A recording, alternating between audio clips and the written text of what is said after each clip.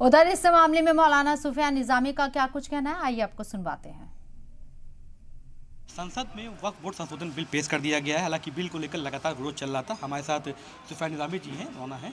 सुफियान जी, लगातार इसका विरोध चल रहा था। हालांकि अब ये कह दिया गया है कि जो वक्फ संपत्तियां हैं उसका अधिकार डीएम को देखने में किया जाएगा। अभी आप लोग कैसे देखते हैं? देखिए, ये वक्फ बिल जो पेश हुआ है इसकी कतई तौर पर ज़रूरत नहीं है, और जो इसमें संशोधन किया गया है या संशोधन करने की बात की गई है वो यकीनी तौर पर वक्फ एक्ट को और वक्फ बोर्ड की ताकतों को और वक्फ संपत्तियों को कमज़ोर करने के लिए पेश किया गया है।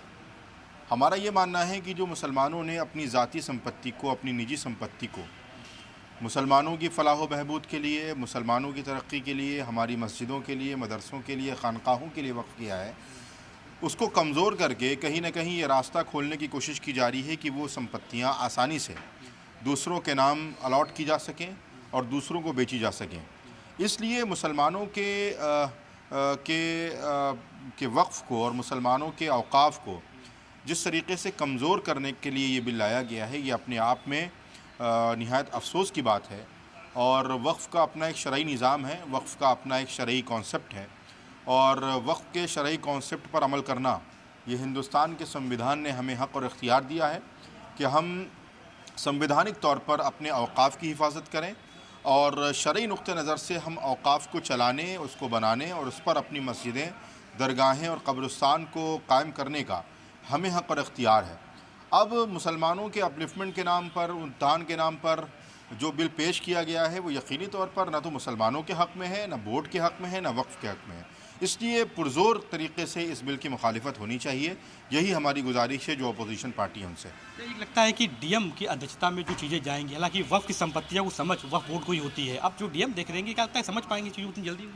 देखिए, हमारे मुल्क में वक्फ बोर्ड और वक्फ एक्ट इसीलिए बनाया गया था ताकि आसानी से किसी भी संपत्ति पर कोई नाजायज़ कब्ज़ा ना हो सके। चूँकि वाकिफ़ की मंशा के मुताबिक ये वक्फ की संपत्ति जो है वो वक्फ़ की जाती है, और इसमें एक निज़ाम बनाया था ताकि वक्फ़ में अगर कोई खुर्द-बुर्द की जाती है तो वक्फ़ के उस खुर्द-बुर्द पर जो वक्फ बोर्ड है वो एक्शन ले सके, वक्फ नोटिस जारी कर सके। अब ये तमाम अधिकार जो वक्फ बोर्ड को मिले हैं वो तमाम अधिकार को छोड़कर सिर्फ डीएम को इसका सर्वे सर्वा बना देना इस बात की तरफ इशारा करता है कि सरकार अपनी मंशा और अपनी मर्ज़ी के मुताबिक जो चाहेगी फ़ैसला करेगी, और जिसको चाहेगी वक्फ़ की लैंड देकर उसको मैं समझता हूँ कि उसमें खुर्द-बुर्द करने का रास्ता खोलेगी। ये थे हमारे साथ सुफियान नबी साहब हैं। साफ तौर पे कहना है कि जो अधिकार डीएम को वक्फ बोर्ड के जरिए दे दिए गए हैं वो गलत हैं। जो अधिकार वक्फ बोर्ड के थे पहले थे, जो नियम था, जिस तरह से जो रूल चल रहा था वही अभी तक लागू रहना चाहिए, और इस बिल का हम लोग विरोध करते हैं। कैप्टन देसा के साथ अतीक अहमद, सलाम टीवी।